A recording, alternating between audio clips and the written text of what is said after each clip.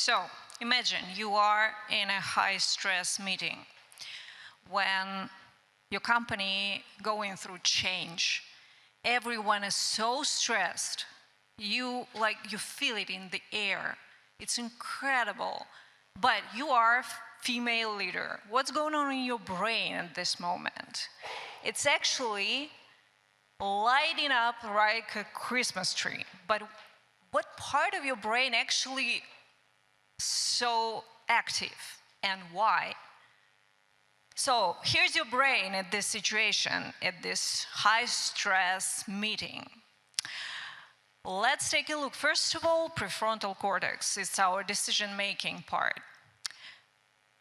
But we are, in our prefrontal cortex, working on emotional regulation too.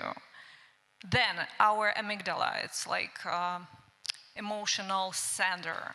Again, we are processing emotions, not just ours, but everyone is in the room. Also, mirror neuron system, understanding others people's emotion.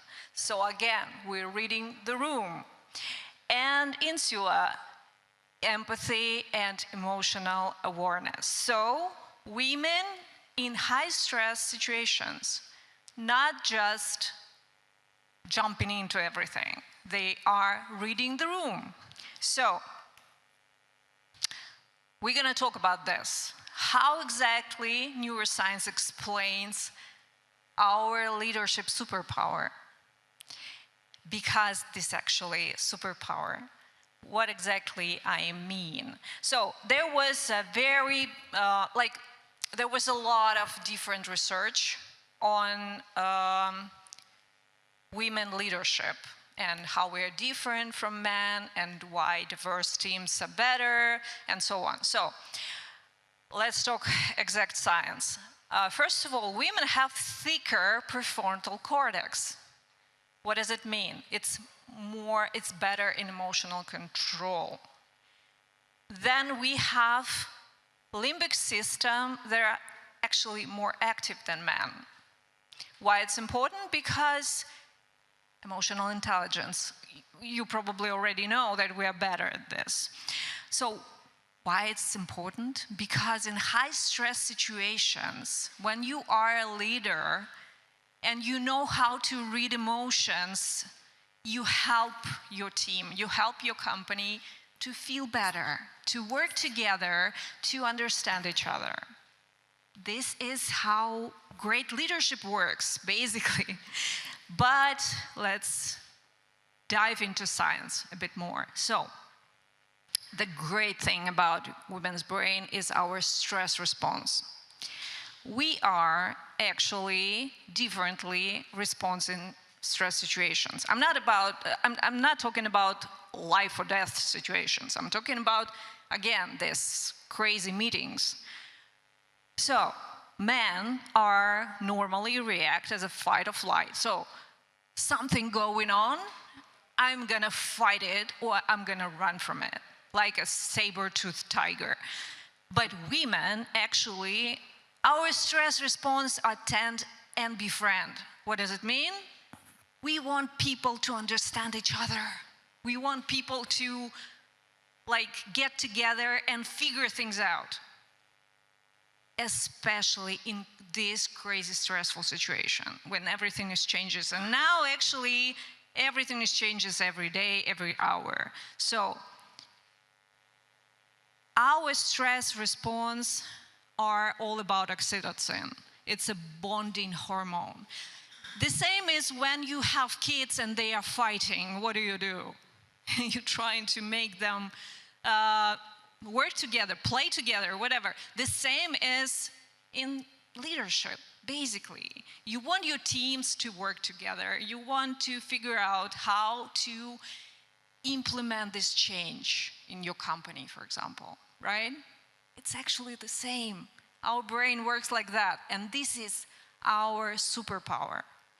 So, again, next superpower is our neuroplasticity. You probably heard about this word, but it's actually ability of our brain to change. And our brains change till we die. So even if you're 100 years old, you can learn stuff. That's it, if you're healthy. So women actually have more plastic brain. And this is scientific fact.